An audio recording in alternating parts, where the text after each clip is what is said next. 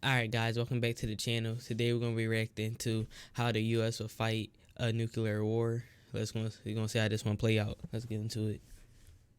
For decades, the world hung on the brink of nuclear annihilation, and despite the certain total destruction promised by nuclear war, military planners in both the United States and the Soviet Union sought ways to come out ahead in a potential exchange. Some of these plans were based on completely unrealistic assumptions. Others might have had a chance of success in a real nuclear exchange. What was overwhelmingly certain, however, was that in nuclear war, losses on either side would be staggering. But just how did the US military plan on fighting a nuclear war? When you hear the term nuclear war, you probably think of an all-out exchange and the end of civilization. And this is certainly a likely outcome. Yet nuclear war isn't as cut and dry as a single full exchange scenario. And both the Soviet Union and the United States knew this. Nuclear weapons were extremely useful for both sides. For the United States, it offered a way to neutralize the Soviet Union's massive numbers advantage against it. For the Soviet Union, it was a way to neutralize the United States' technological edge. Both sides had plans for nuclear weapons and even a conventional war. And some local commanders on both sides even chafed at the need to seek higher authority than themselves to use nuclear weapons. President Eisenhower initially believed that nuclear weapons were no different than any other bomb or bullet the military used and saw no reason why they couldn't be used against dedicated military targets. However, as nuclear weapons grew in destructive potential and their use proliferated to the Soviet Union and other nations, he very quickly changed his mind. However, what did not change was the possibility of using them against strictly military targets. In Europe, the US military planned on using small tactical nuclear weapons against Soviet armor and infantry forces. While technologically superior and better trained, US and NATO forces were vastly outnumbered by the forces of the Soviet Union and its Soviet bloc allies. Both sides knew that tactical nuclear weapons were the only chance at stopping the Soviets from washing across Europe like a giant tide. For this purpose, battlefield commanders would briefly be authorized to launch limited nuclear attacks using small and low-yield weapons, but only against dedicated military targets. Attacks on military targets close to population or industrial centers were strictly forbidden, as it was hoped that attacking only military targets deployed in the field would limit the possibility for escalation. If US nuclear attacks did not hit civilian or industrial centers, then the Soviets may respond with tactical nuclear strikes of their own, but not initiate a full response targeting America. That was a smart idea, but not everybody think that way.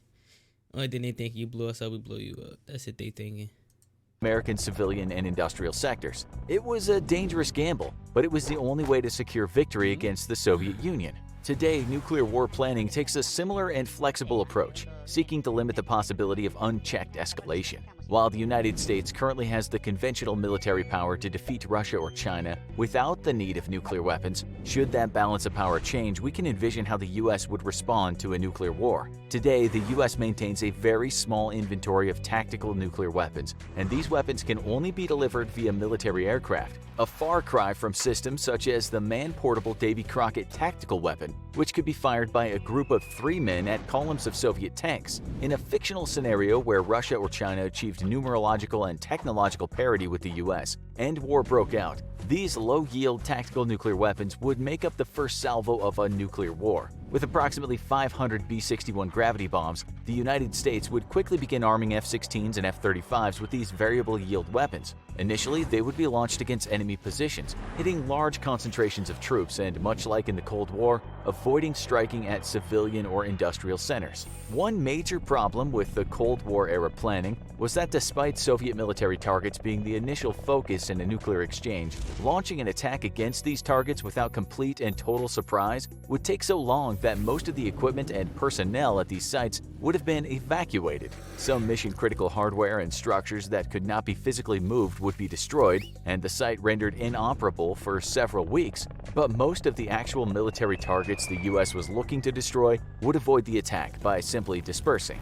Today, dispersion is less of a concern thanks to greatly improved surveillance and attack capabilities that the Cold War US could only have dreamt of. Advanced reconnaissance satellites can easily pinpoint the movement of enemy troops and hardware, and global communications afforded by satellite links can easily connect pilots on strike missions with the intelligence needed to hit the right targets. Thus, in a modern scenario, American F-16s and F-35s would immediately be launched in attacks against enemy troop formations. It would be expected that the enemy would retaliate in kind, and it's even hoped so. After all, if enemy forces retaliated with similar tactical nuclear strikes, they might feel satisfied and not need to escalate in exchange. To limit their own losses, American units would widely disperse, while other U.S. assets sought to interfere with or destroy the complex communications and intelligence chains. It's so crazy how technology just growing and stuff. Like, that's some impressive technology right there they showing off. Of assets required for accurate targeting.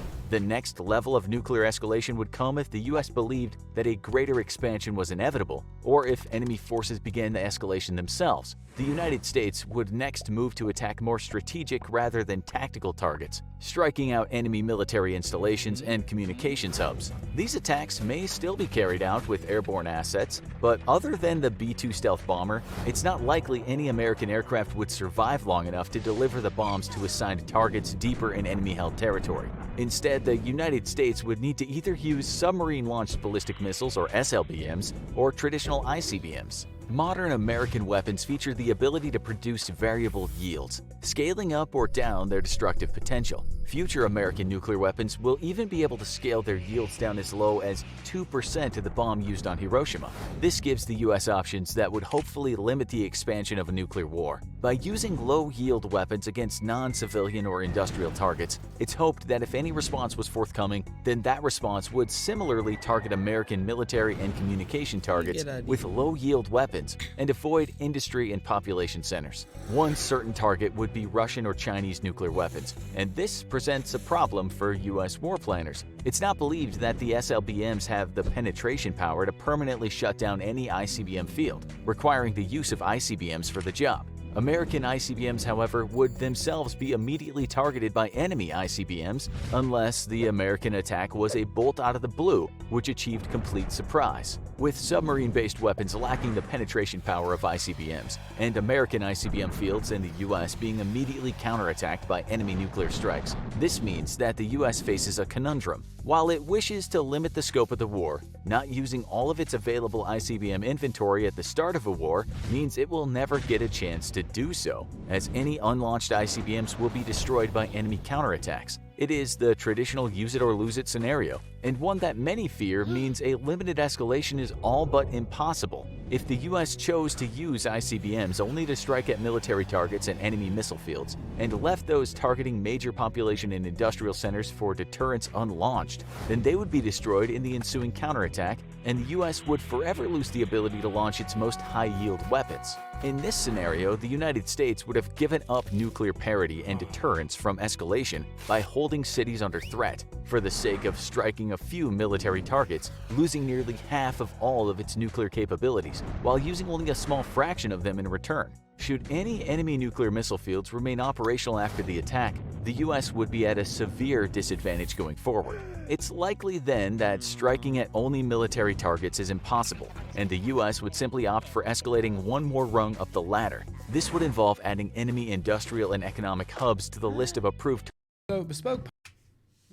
I love these videos about the military and stuff.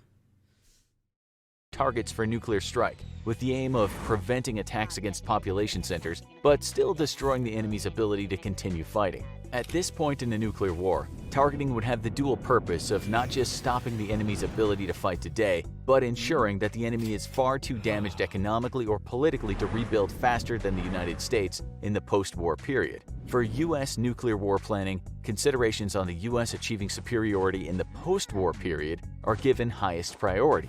The next step in the nuclear war ladder is an all-out exchange, with the targeting of major population centers. This is in fact not an active war plan of the United States, meaning that a massive attack against enemy cities is not actually planned for as part of any war plan. planning. Rather, a massive all-out exchange would be the casualty of an increasingly escalating nuclear war.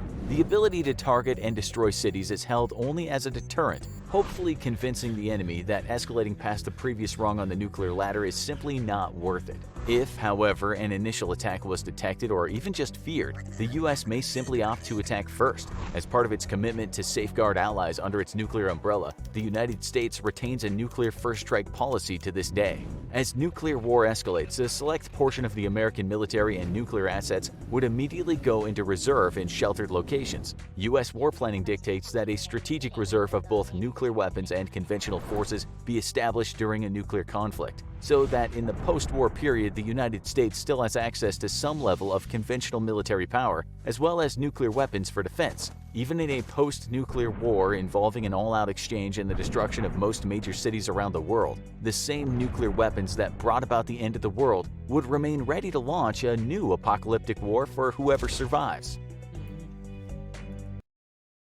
Alright, man, that was a good video right there.